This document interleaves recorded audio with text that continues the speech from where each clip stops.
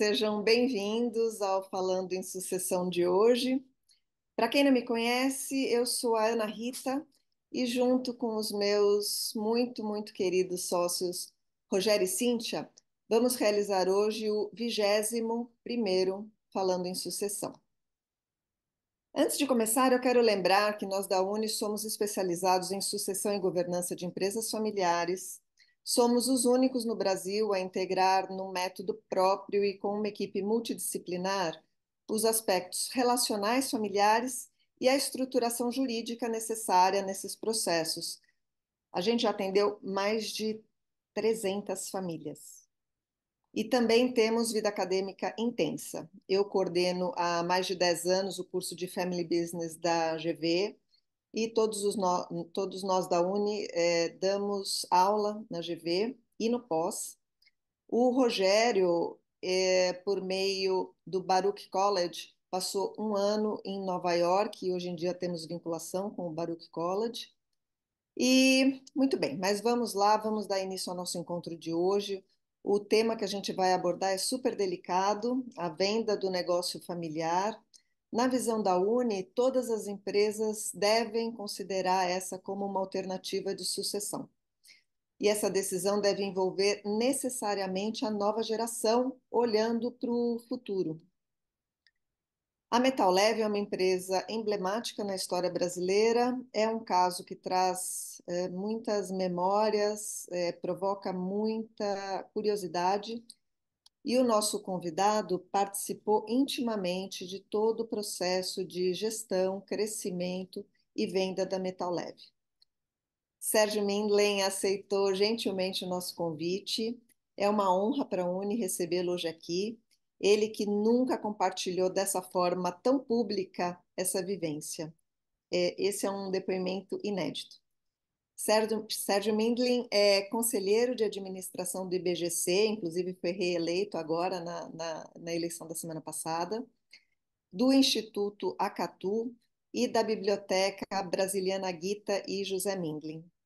Ele é facilitador de diálogos e mediador de conflitos, é fundador e ex-presidente do Conselho do Instituto Etos, foi presidente da Fundação Telefônica, foi conselheiro e diretor-presidente da Metal Leve, é engenheiro, tem mestrado pela Universidade de Cornell, é doutorado pela FEA, é casado, tem 3 filhos, 2 enteadas, 10 netos. Que delícia estar com ele aqui hoje. Para iniciar o nosso encontro, eu gostaria de pedir para o Sérgio nos contar sobre a fundação da Metal Leve. Bom dia, Sérgio. Vamos começar o seu depoimento?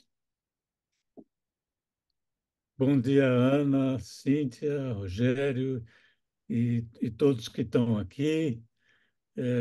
Eu agradeço o convite de vocês e essa oportunidade de estar compartilhando a experiência do que foi a Metal Leve e falando dessa história com o conhecimento que a gente tem hoje sobre governança.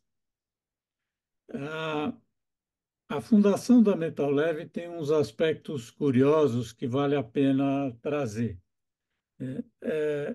No final da década de 40, 3 sócios de uma retífica de motores, em que 2 eram majoritários, resolveram fazer uma fábrica de pistões, porque era um produto importado e com muita dificuldade de obtenção naquela época para obter divisas para fazer as importações.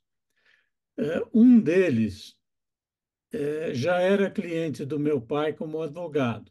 Meu pai era advogado e esse sócio minoritário da retífica então procurou meu pai no final, 1949, por aí, pedindo para ele fazer um contrato de opção de compra de tecnologia deles com a MAHLE, que era a empresa alemã de quem eles importavam os pistões e com os quais já tinham algum relacionamento.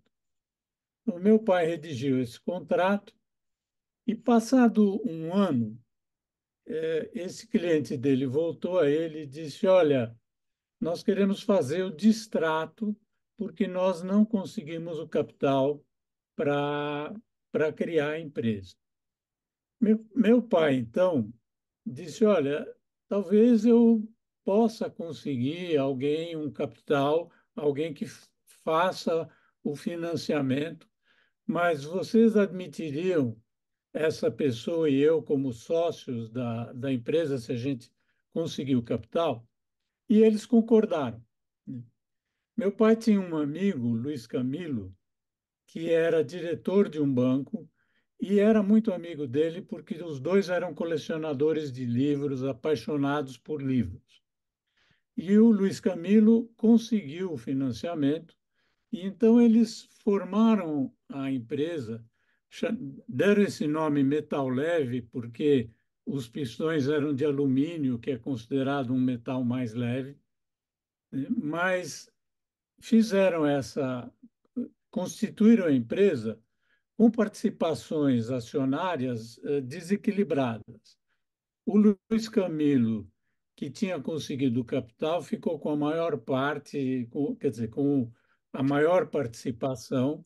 Meu pai tinha 5%.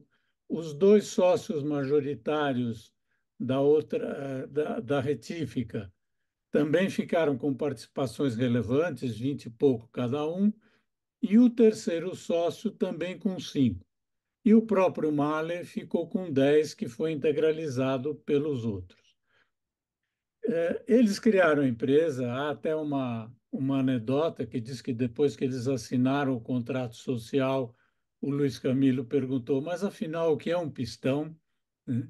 Assim, ele entrou na confiança, mas começaram a operar e quando eles todos já estavam familiarizados uns com os outros, meu pai propôs aos dois majoritários, sócios majoritários da retífica, que eles equilibrassem as participações acionárias dos 5, para que todos ficassem com 18%.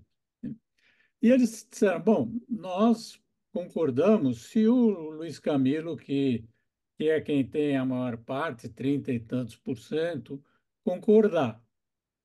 Meu pai já tinha combinado com o Luiz Camilo que eles teriam participações iguais os dois, mas os outros não sabiam disso e, claro, então ele concordou com a equalização das participações e os 5 sócios, quer dizer, aqueles 3 sócios da retífica, meu pai e o Luiz Camilo, ficaram com 18% cada um.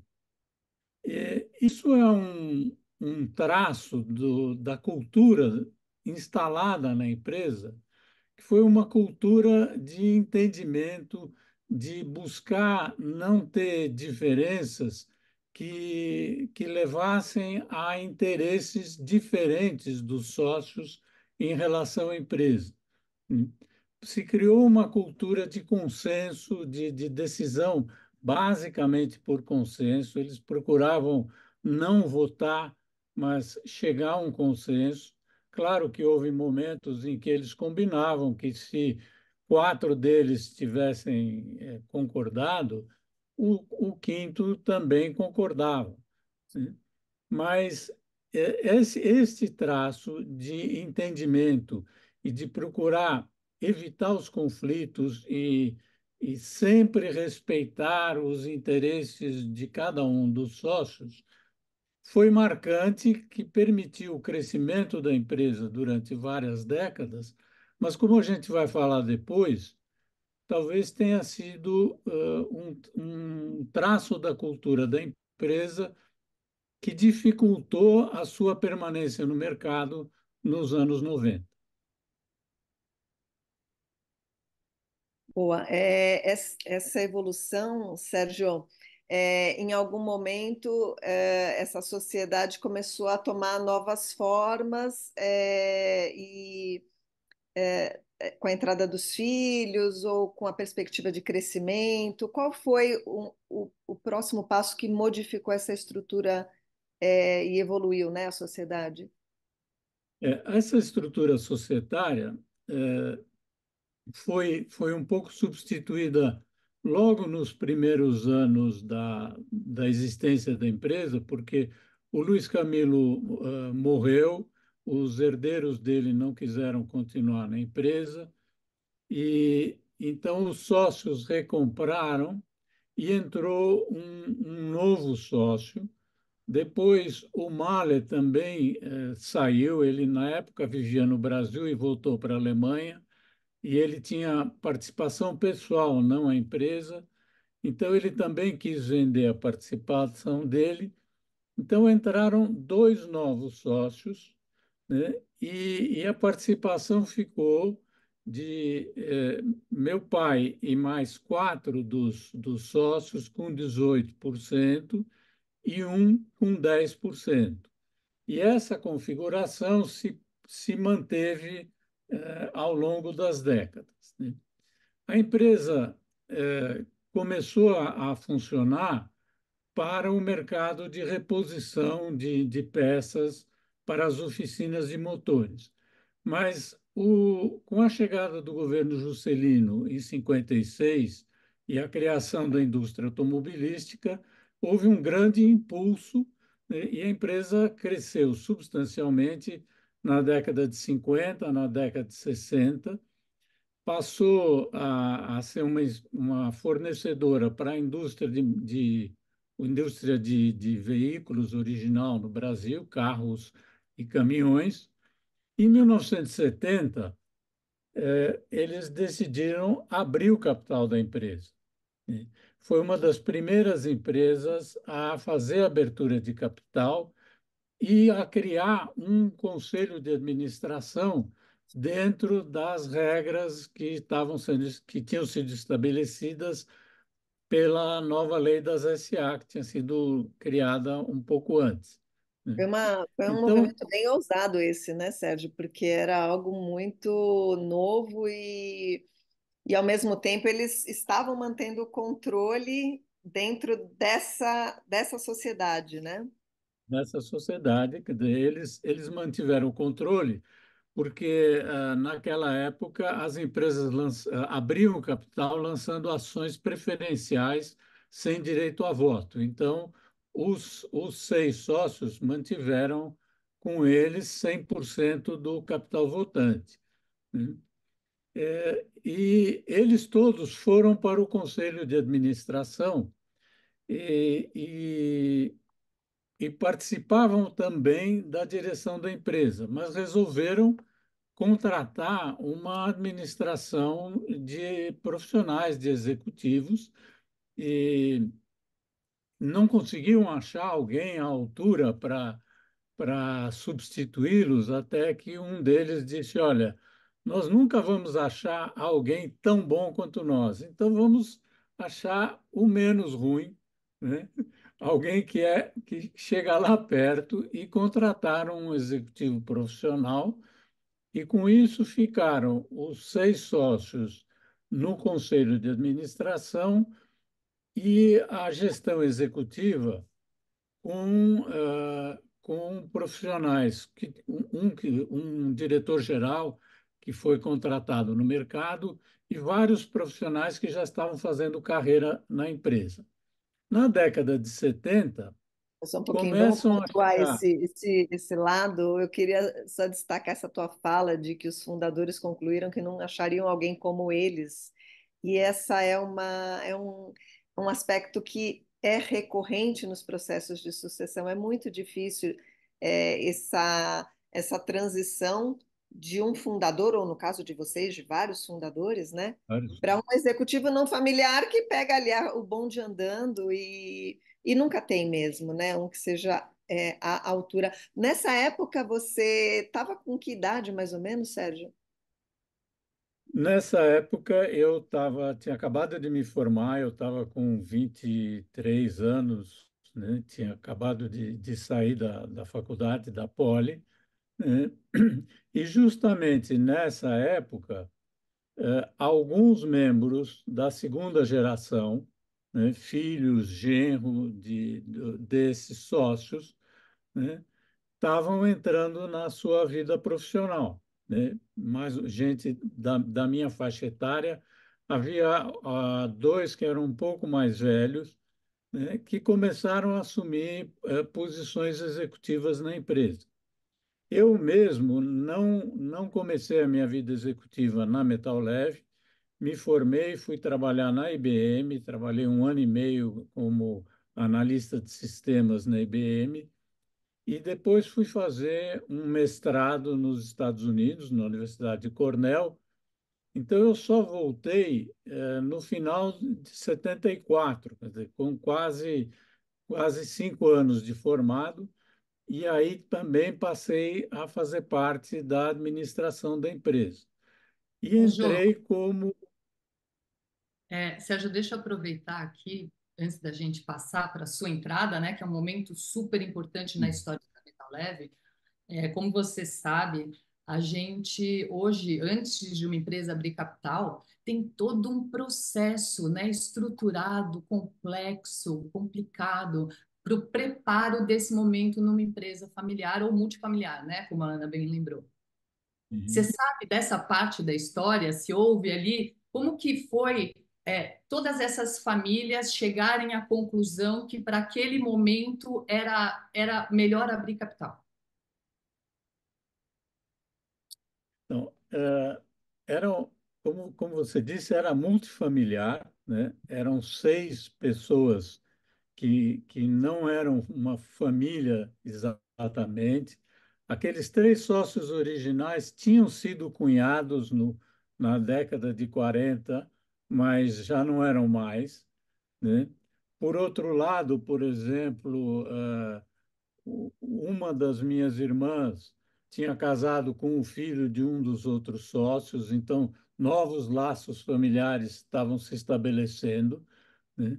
Mas a- o que eu sei é que realmente aqueles 6 sócios é que decidiram aproveitar o momento de desenvolvimento que o país estava tendo, né? O impulso que estava sendo dado através da Bolsa de Valores, que estava muito dinâmica naquela época, para ter capital para crescer a empresa, porque a empresa precisava de capital para se expandir frente às demandas não só do mercado interno, mas do mercado de exportações que a Metal Leve estava conquistando com cada vez mais força e até, de certa forma, competindo com a Male, que era a empresa que tinha dado a tecnologia originalmente e que ainda era fornecedora de tecnologia nessa época da abertura de capital. Que eu saiba, eles não tiveram grande preparo em termos de criar uma estrutura, pensar em sucessão, e, curiosamente, não há nessa época, como já não havia antes, a elaboração de um acordo de acionistas. Então, abriram o capital, né, com um capital que ninguém tinha, onde ninguém tinha maioria, quer dizer, 5 sócios tinham 18% e um tinha 10%, né? Eles precisavam estar sempre juntos para poder tomar as decisões. Exatamente, é um É, movimento interessante, né? Pioneiro e interessante de você buscar capital por meio de abertura, né? De capital. E aí depois vê, né? Depois estrutura a governança, depois pensa no alinhamento necessário para a entrada, ainda que sejam de sócios com ações preferenciais, né? Um movimento de puro arrojo. quer dizer, se não me engano, o capital que foi obtido nessa época levou a ter cerca de 30% de ações preferenciais no capital total da empresa, né? Mas, assim como eu entrei no final de 74, já havia mais 4 da segunda geração, né, que estavam participando da empresa, ou na área administrativa, na área de recursos humanos, na área financeira, né, como gerentes, né, e assim entrei eu né, como um gerente, né? Mas logo depois, cada um de nós acabou assumindo, nós da segunda geração, acabamos assumindo uma diretoria, ou uma diretoria adjunta, subordinado a um outro diretor, né? Mas todos relativamente jovens, com pouca experiência no mercado, a não ser a experiência que a gente foi adquirindo na própria empresa. Não houve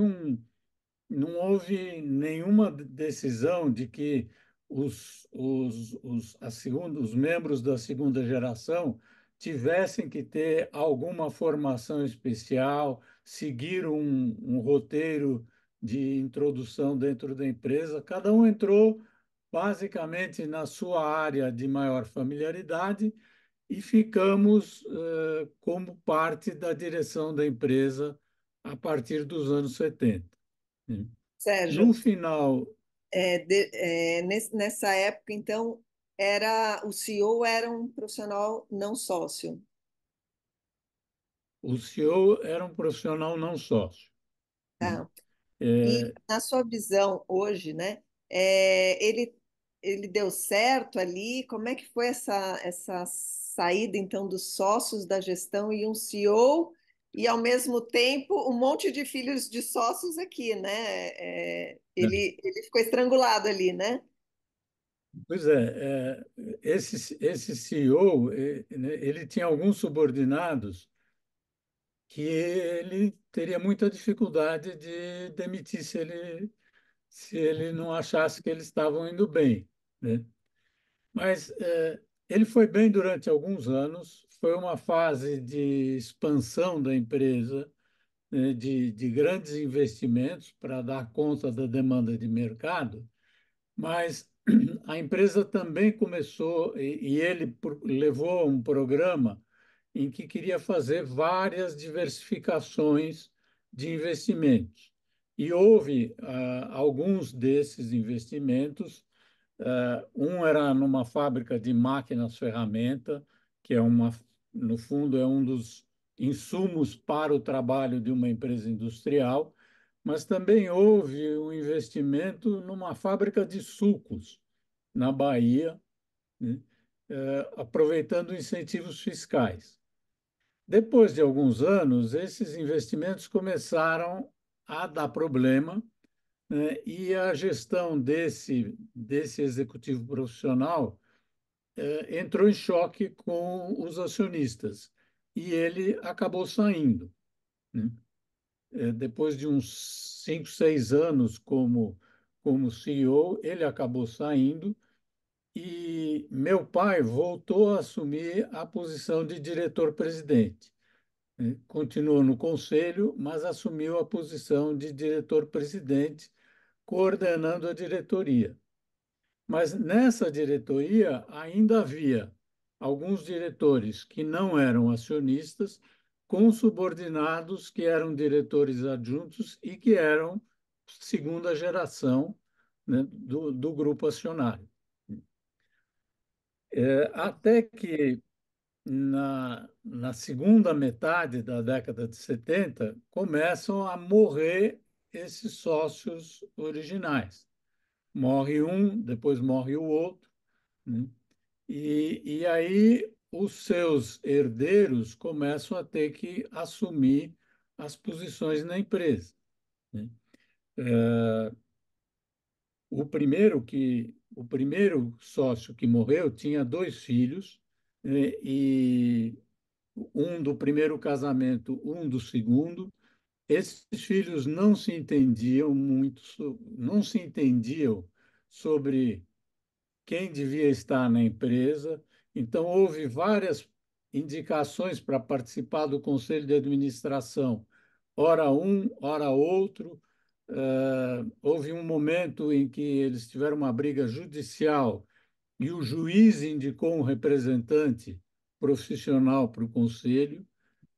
E depois eles acabaram encontrando alguma forma de entendimento. Um deles vendeu a participação no mercado, o outro continuou então com cerca de 15% da participação dele, e este indicou um profissional de mercado para representá-lo no conselho, porque ele era um acionista jovem, um pouco mais jovem que eu, alguns anos mais jovem que eu, e não conseguia conversar com os sócios originais. A linguagem não batia, né? Ele tinha ideias de modernizar a gestão, modernizar a governança, e isso não tinha reflexo junto aos sócios mais velhos, e então ele acabou saindo da gestão e tendo um representante no lugar dele. Os Sérgio, outros, aproveitando sim. só, eu recebi uma pergunta aqui da participante, ó, Maria Rodrigues.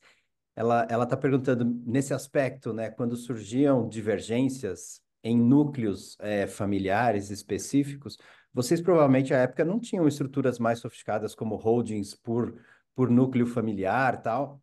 Se essas divergências em núcleos familiares chegavam a afetar a administração do negócio.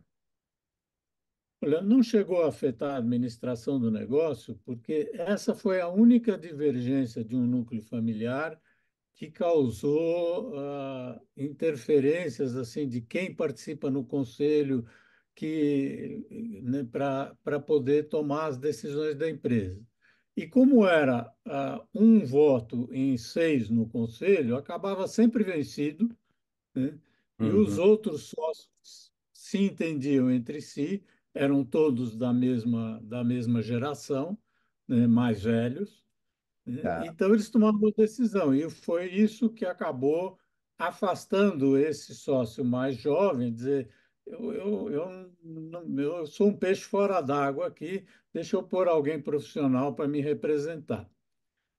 Não havia estrutura de holdings em nenhuma das famílias, né? Uhum, Mas não houve nas demais 5 famílias dissensões desse tipo.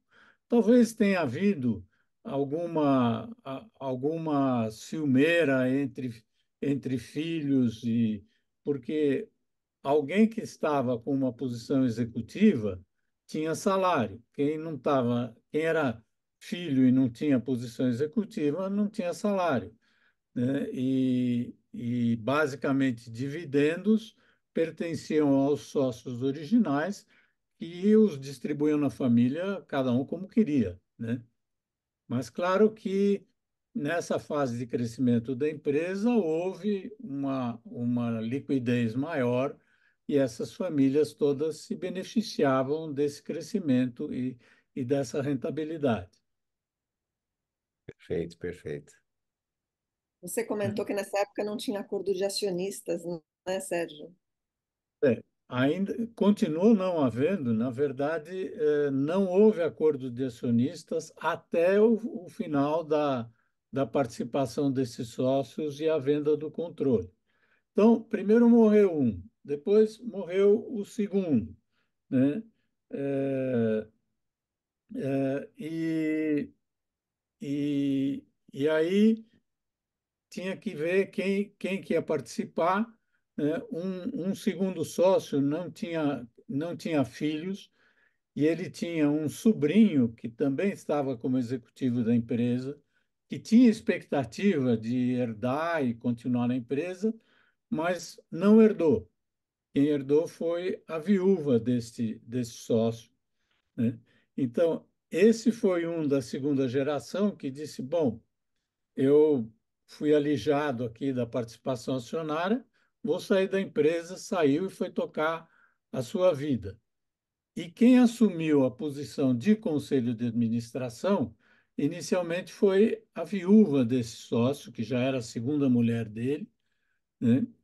E que depois casou de novo e indicou o seu marido para participar do conselho, que aí já não era exatamente uma segunda geração, porque ela também era uma pessoa de uma faixa etária um pouco mais velha do que a gente, e a gente, eu digo nós da segunda geração, e que também era alguém cuja cultura e história era muito diferente. Então, aí havia uma certa dificuldade de entendimento, mas como havia aquela cultura de procurar com que todos tomassem a decisão por consenso, né, isso foi acomodado dentro do Conselho de Administração e das formas de tomada de decisão, sendo que os sócios continuavam tendo maioria, né, os sócios originais continuavam tendo maioria e tomando as suas decisões. O seu pai, nessa época, tinha um papel bem importante de conciliador ali, né? Manteve a posição de diretor-presidente, né, e era presidente do conselho. E ele então era o que fazia essa conciliação, até porque meu pai era uma pessoa que não gostava de conflitos. Ele tentava escapar dos conflitos e criar um ambiente para que as pessoas conversassem, trabalhassem juntos, mas os maiores conflitos ele tendia a deixar um pouco assim, empurrar para debaixo do tapete e encontrar uma forma de conviver, mas não os enfrentava, talvez, né, de uma forma construtiva, porque a gente sabe que conflitos, primeiro, são naturais, né, eles sempre ocorrem. E segundo, eles são uma oportunidade para você discutir diferentes visões e chegar a uma construção melhor, que veja outros pontos de vista, outras oportunidades, outros caminhos a seguir, né? Mais E para frente, a você, gente vai Sérgio, falar um pouco do seu papel hoje em dia como mediador de conflitos, mas talvez tenha um pouco essa origem, né? Depois a gente volta Tem, nisso. É. Sérgio, E, nessa época que seu pai ocupava, né, essa posição de diretor-presidente, diretor do conselho, na relação familiar nos bastidores, você e ele conseguiam trocar figurinhas a respeito das agruras, das questões que vocês estavam enfrentando nessa época como núcleo?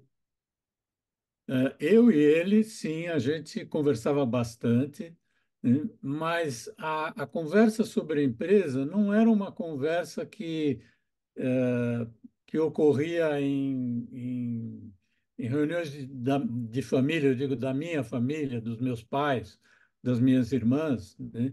Minhas irmãs, por exemplo, nunca se envolveram, e não participaram e não queriam muito conversar, né?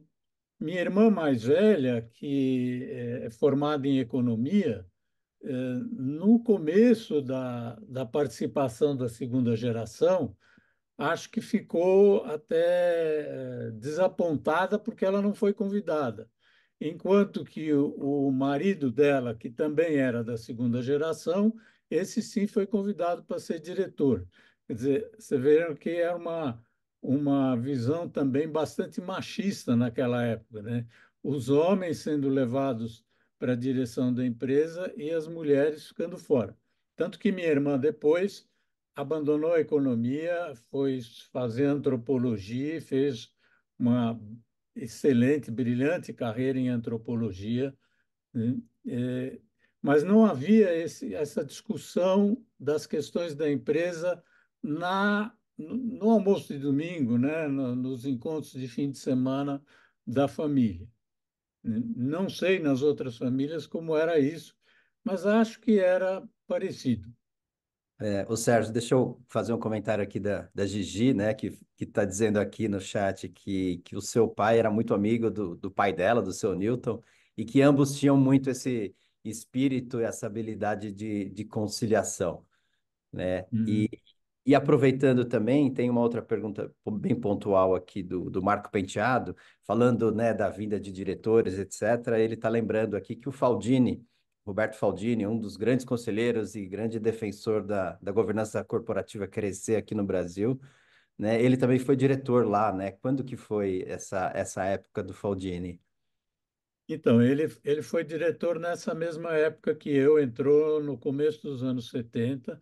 Ele tinha feito carreira um pouco, alguns anos trabalhando em bancos, e Uhum. entrou como um diretor financeiro, como um diretor adjunto, quer dizer, tinha um diretor financeiro profissional, e ele trabalhava com esse diretor profissional. Depois ele assumiu a diretoria financeira, né? Ah, E ficou muitos anos lá como diretor financeiro.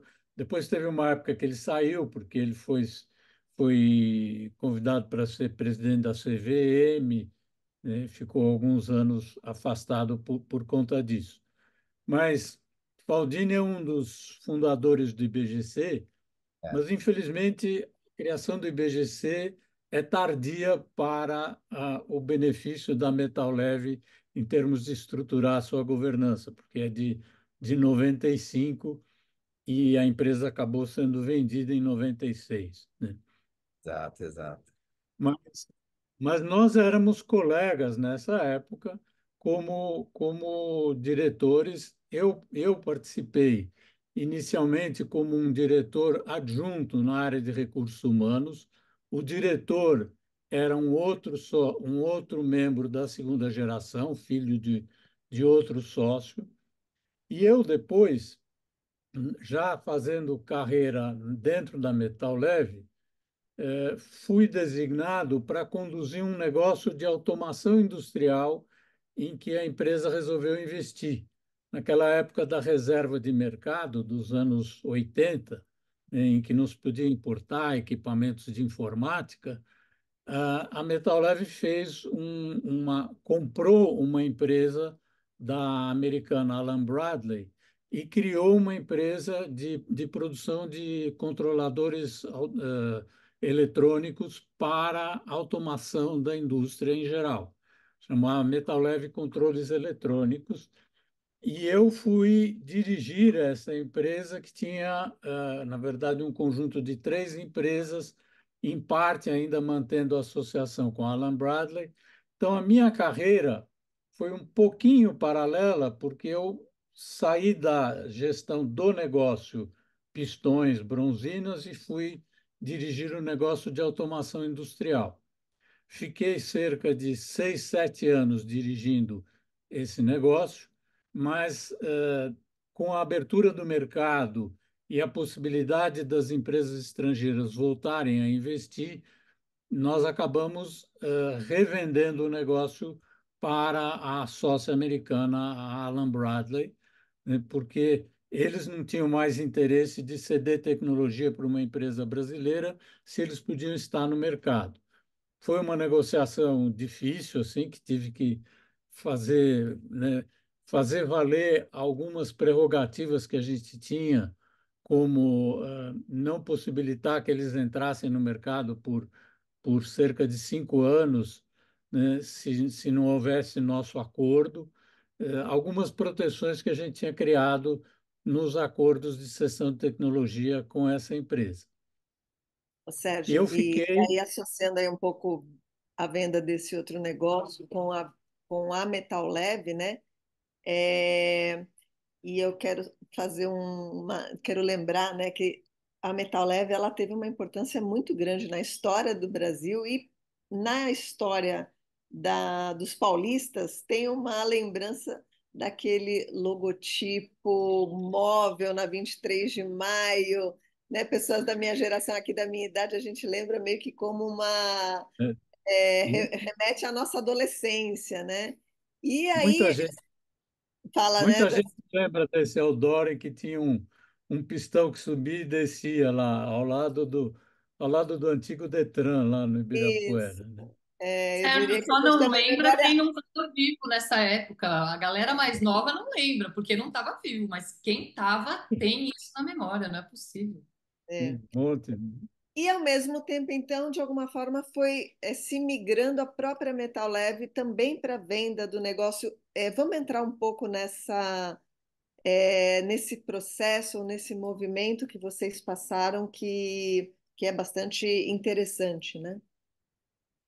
Então, você vê que quando nós chegamos na década de 90, 90 foi talvez o ano de melhor desempenho da empresa, ela vinha crescendo, crescendo, crescendo, né? Já tinha criado fábricas nos Estados Unidos, tinha duas fábricas de pistões e uma associação numa fábrica de bronzinas, participava fortemente do mercado internacional, tinha deixado de receber assistência técnica da Mahle já em 76, por aí, e criado o seu próprio centro de tecnologia para ter força para participar desse mercado.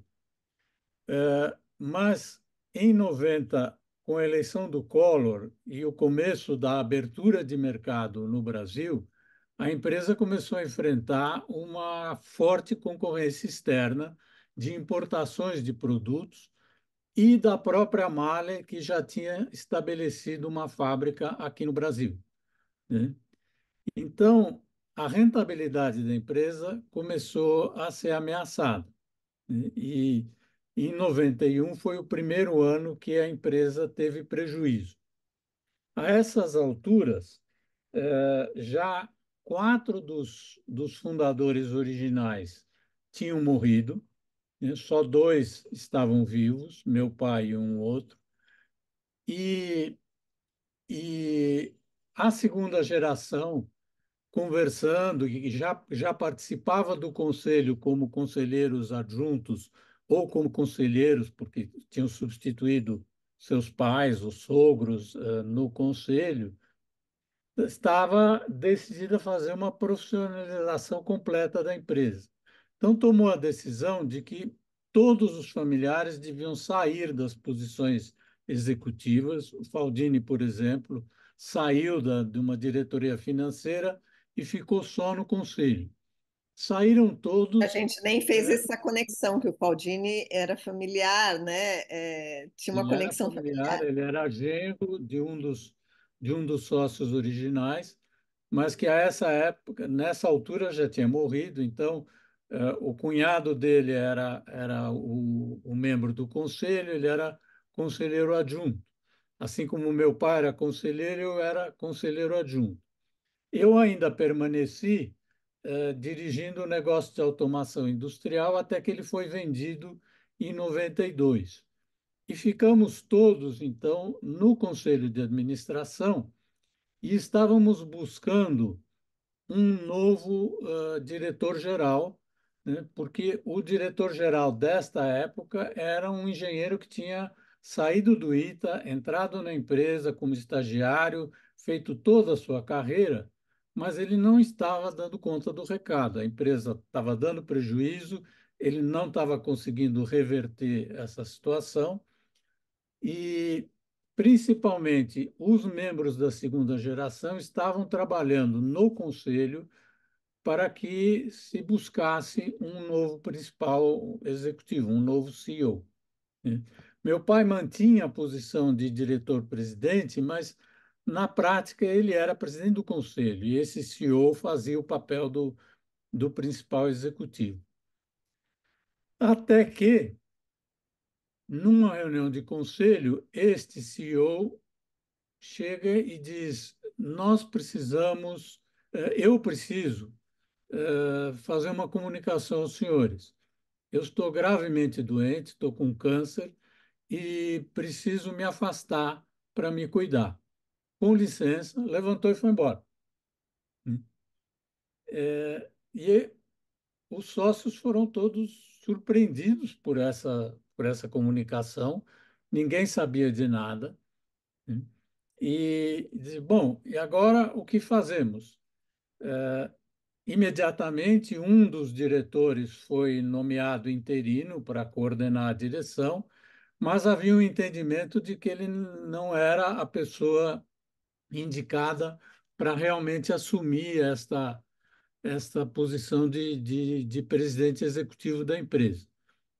Não chegamos à conclusão de que não havia tempo para a gente fazer um processo de recrutamento no mercado, encontrar alguém, além de que a gente estava numa situação de que a gente ia recrutar alguém para ser presidente de uma empresa que estava com prejuízo, que precisava de um turnaround, e decidimos que algum de nós devia assumir essa posição. Acho que porque eu era dessa segunda geração, o único que sou engenheiro, né? E já tinha exercido a função de CEO de um negócio menor, mas do negócio de automação, eu então assumi a posição de diretor-presidente e passei a ser o único da família a estar numa posição executiva e todos os outros estavam no conselho de administração.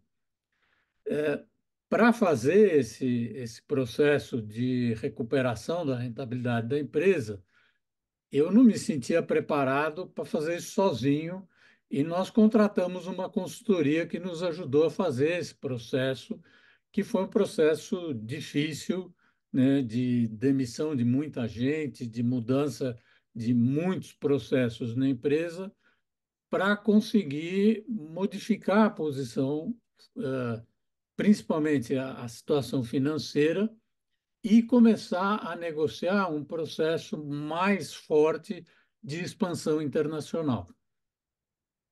Sérgio, Isso em 93.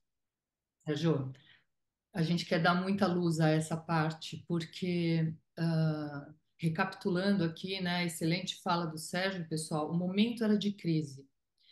O CEO anterior tinha saído de forma surpreendente. A família teve que se Repentino. alinhar rapidamente para a nomeação de um novo diretor-presidente. O Sérgio, então, assume essa posição. Conta para a gente, Sérgio, do seu ponto de vista pessoal, como foi estar nessa pele? A gente está vendo como muito difícil, né? A gente tem uma sociedade multifamiliar com vários núcleos e uma riqueza de representações. Você, como o único familiar na gestão, porque todos já tinham subido para conselho. Seu pai, nessa época, ainda era presidente do conselho, né? E ainda tinha que tratar de todas as questões ali da gestão. Conta para gente um pouco como foi essa sua experiência. Então, foi bastante desafiante, né? E posso dizer que houve noites em que eu acordei assim com o peito doendo, dizendo, pô, será que eu estou tendo um infarto e tal? Era só tensão, né? Felizmente, minha saúde, meu coração é bom e firme até hoje, nunca tive nada, mas coisas assim de você ter grande tensão para resolver essas questões, né?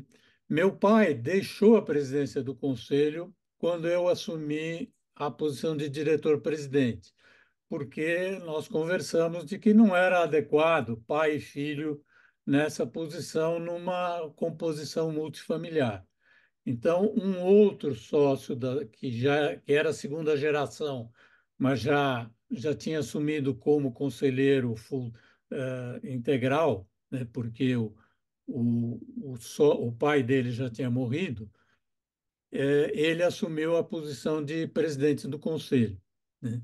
E acho que isso foi importante para que não houvesse a desconfiança de que pai e filho estão combinando as coisas, então, né? Mas a situação era desafiante, primeiro porque a, assim, a recuperação da rentabilidade demandou medidas muito fortes. Nós tínhamos cerca de 7.500 funcionários no total da empresa, e em alguns meses tivemos que demitir quase 2.000 pessoas, né? Fazer e gente que tinha trabalhado anos na empresa, gente que tinha contribuído com questões de tecnologia importantes, mas que não cabiam mais, né?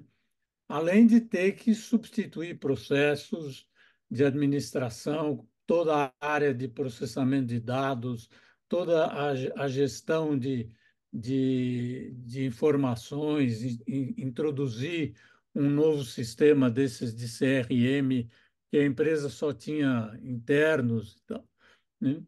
E, claro, havia uma necessidade contínua de expansão, porque os nossos clientes internacionais Assim como nós tínhamos criado fábricas nos Estados Unidos para atender clientes como a Caterpillar, a Cummins, né, grandes fabricantes de motores diesel pesados, eles queriam que a gente fosse para o Japão, fosse para a Austrália, fosse para a Índia, né? Isso demandava uma quantidade de capital e uma força que nós só teríamos se a gente fizesse alguma associação internacional. Então, em paralelo ao processo de virada da empresa, eu comecei a trabalhar, primeiro junto com esses consultores e depois sem eles, né, na busca de um parceiro internacional, né, em que nós fizéssemos uma associação e pudéssemos ter uma participação, já aproveitando dos investimentos desse eventual sócio, né, e da nossa tecnologia. Esse processo demandou muito esforço ao longo de um ano e meio ou por aí, né? Até que, enfim, houve tentativas, algumas avançaram um pouco mais, outras um pouco menos. A que tinha mais avançado tinha sido até com a própria Male, que estava interessada em ficar sócia da Metal Leve, mas isso chegou uma hora, não deu certo, eles não aceitaram os termos que a gente estava colocando e disseram que não, que a gente não devia fazer uma associação. E aí, nós tínhamos uma situação em de que a empresa já tinha feito outros aumentos de capital, né? Um daqueles herdeiros tinha vendido a sua posição para um banco, o Bradesco tinha se tornado sócio da empresa com uns 12, 15% do capital votante, mas não participava nada da gestão, né? E os outros sócios que detinham lá os 80 e poucos do capital votante tinham que decidir por uma possibilidade de associação do tipo assim, 45, 55%, em que os sócios iam ficar com maioria, mais próximos do meio a meio, né?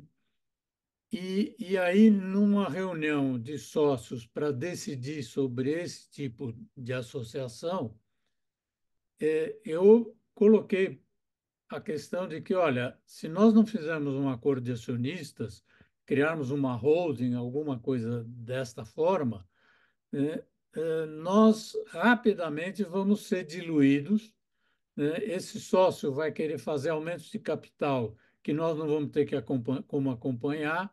Qualquer um de nós que vender a sua posição para ele o torna majoritário, né? Então, a melhor solução aí para os sócios é vender em conjunto, fazer uma venda global da participação. E foi o que os sócios todos toparam, né? Embora, né, cada um continuasse com a sua participação e não tenha havido o acordo de acionistas. Isso é que eu mencionei no começo, que aquela mentalidade, né, de procurar não magoar o outro sócio, não passar por cima, impediu que alguns sócios que poderiam, três sócios poderiam ter formado feito um acordo, formado uma holding e deteriam a maioria do capital votante. Mas os outros dois sócios não concordavam, não queriam, faziam objeções, e o acordo nunca foi feito, né? Isso inviabilizou uma associação mais forte do ponto de vista internacional e foi o que nos levou a fazer a venda, né? Essa venda levou um ano sendo negociado e um ano em que, por um lado, assim, eu tinha que lidar com as negociações da possível venda. Nós contratamos um banco, o JP Morgan, que nos assessorou nesse processo, mas, por outro lado, tinha que fazer a gestão da empresa e o que tinha sido decidido no conselho era de que os executivos da empresa não deviam saber que a empresa estava para ser vendida. Nossa, Então, eu fazia com os executivos um plano de expansão, de investimento, e falava de possíveis associações internacionais, e do outro lado ficava negociando a venda da empresa. Tinha uma parede aqui no meio assim que eu tinha que administrar para um lado e para o outro.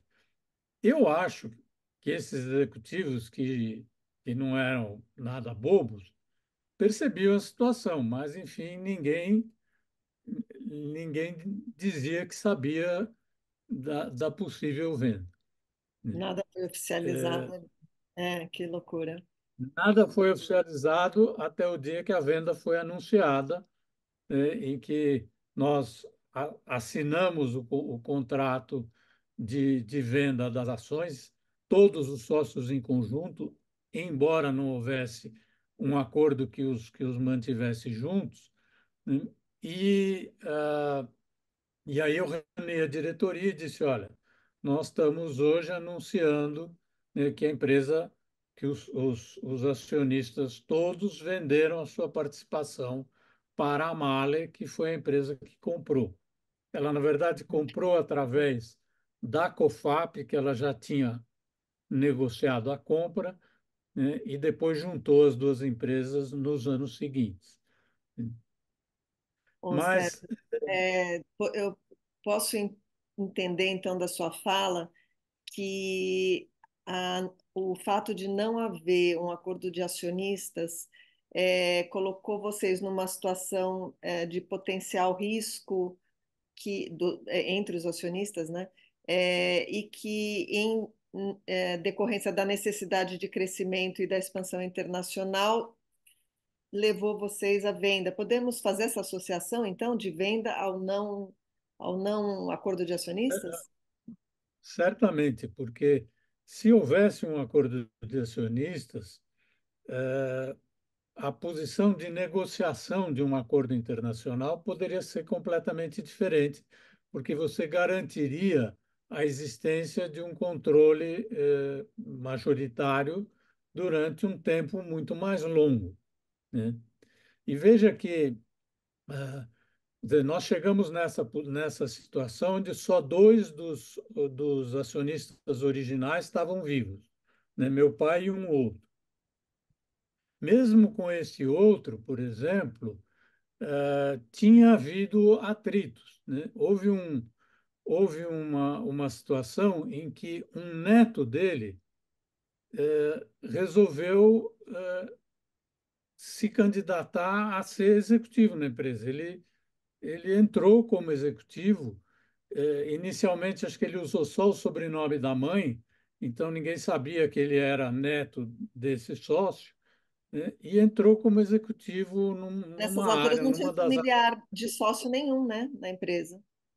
Não tinha só eu, né, Uhum. como familiar, e de repente descubro que tem esse neto de um dos sócios lá, mas o pior do que isso é que naquele processo de turnaround, de recuperação da rentabilidade, logo numa das primeiras reuniões, o diretor da área onde esse rapaz trabalhava disse: olha, para modificar a estrutura, nós precisamos demitir esse rapaz, que é neto do sócio tal, né?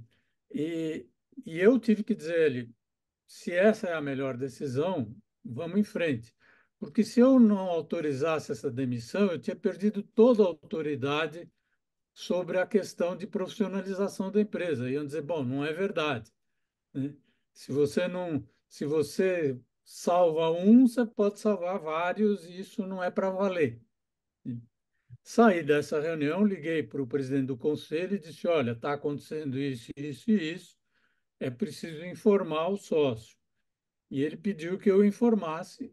Eu então liguei para o sócio, informei, e claro que ele praticamente nunca mais falou comigo, né? Eu me tornei inimigo dele, né? Então, isso foi um dos fatores que dificultou essa história do acordo de acionistas, porque eu ia discutir com os sócios para fazer o acordo, esse nunca aceitava, né? E havia questões emocionais no meio disso, né? Essas questões nunca foram tratadas. Esse sócio acabou morrendo, o filho dele é que ficou, né, representando a família deles, ele tinha duas irmãs, que não participavam, pelo menos não diretamente, eu não sei o que ele conversava com elas, mas, enfim, ele acabou participando dessa venda em conjunto, né? Sérgio, É, a essa, a gente está aqui encaminhando um pouco para o final já do nosso evento. E pelo que você está falando, então, a gente está entendendo que no momento da venda, seu pai era o único sócio vivo de primeira geração, né? Na assinatura da é, venda ali, vivendo aquele processo efetivo. Conta para uhum. gente como que ele encarou, né, um negócio que ele fundou ser vendido. A gente tem vários fundadores aqui entre nossos participantes. E como que foram os dias seguintes, sabe? De quando você assina a venda do seu negócio familiar. Como que foi isso para você, para o seu pai e para o seu núcleo em geral? Olha, para o meu pai, tomar a decisão da venda, que foi tomada um ano antes da venda, né, foi uma decisão difícil, porque, claro, era um dos filhos dele que ele estava, né, mandando embora.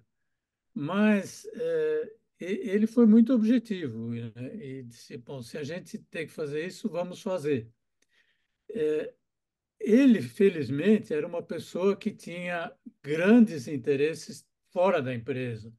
Toda a questão dos livros, essa biblioteca que está aqui atrás, que ele formou, né, continuou sendo o grande interesse dele, então ele continuou sendo uma pessoa muito ativa.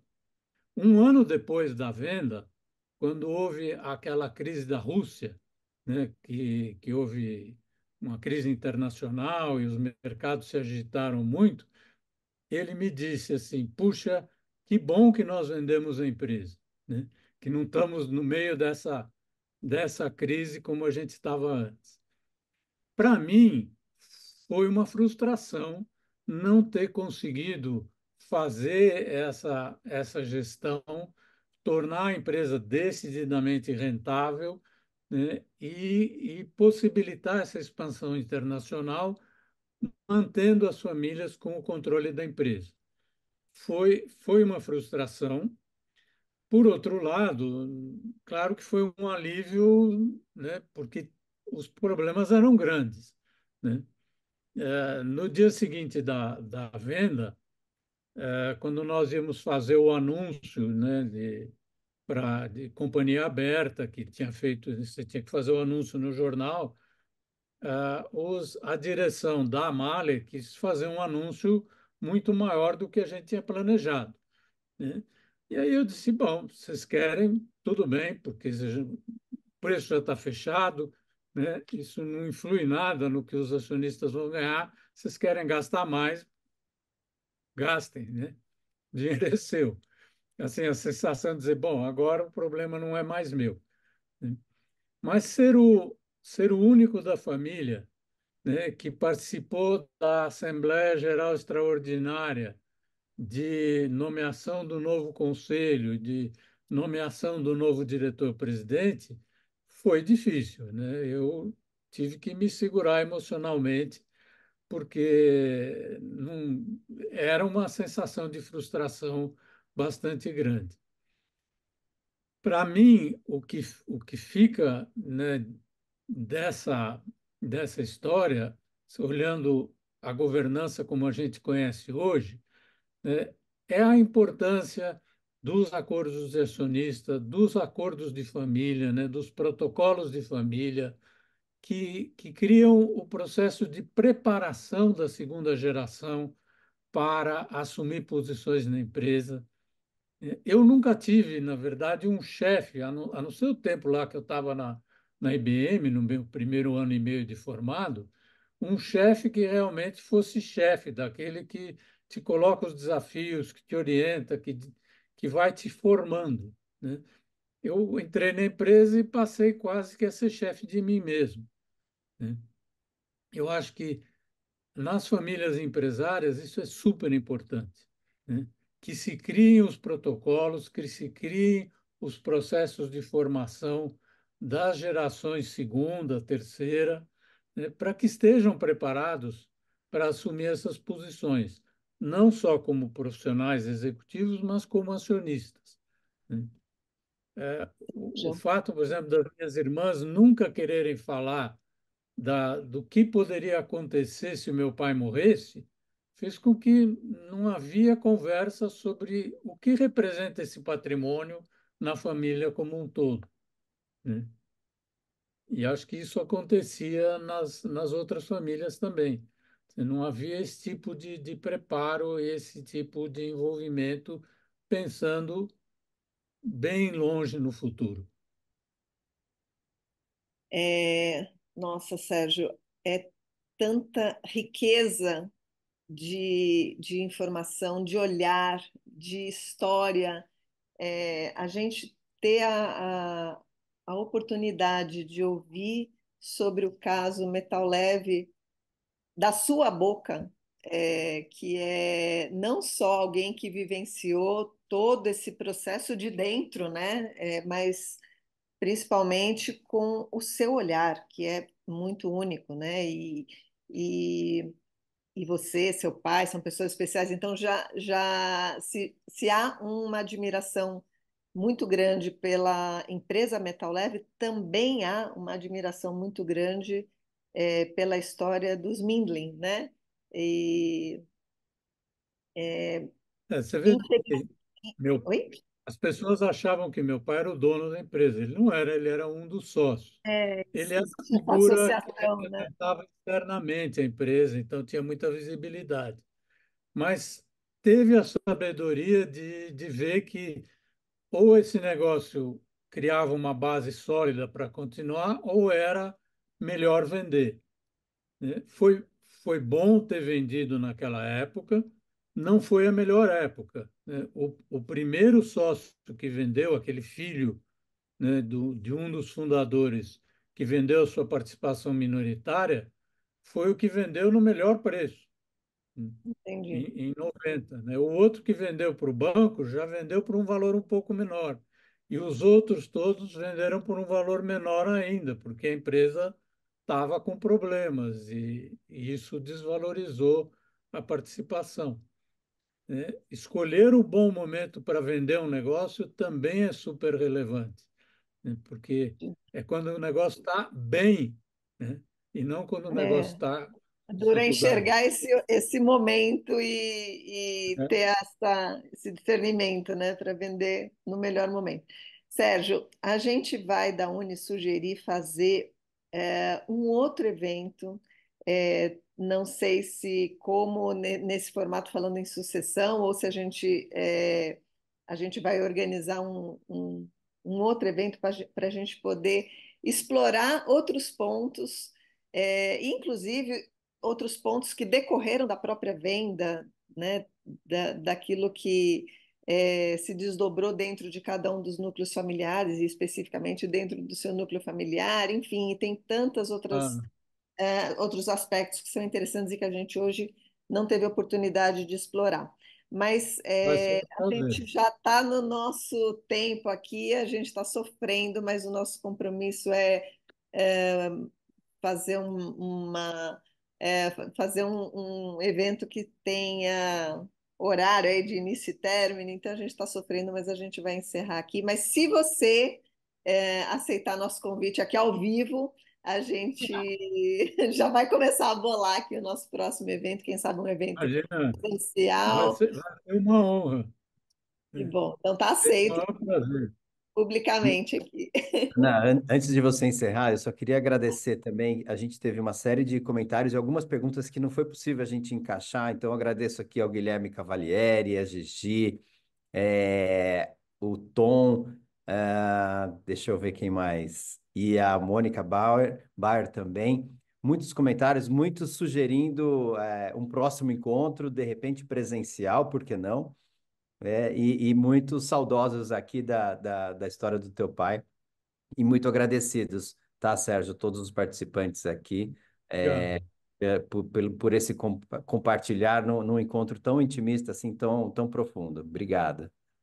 Se você quiser me encaminhar algumas dessas questões, eu terei o maior prazer de responder, né? Conheço algumas dessas pessoas e Sim, com o maior prazer poderei continuar a conversa. tá bom. Eu compartilho, sim. A gente compartilha com você, sim.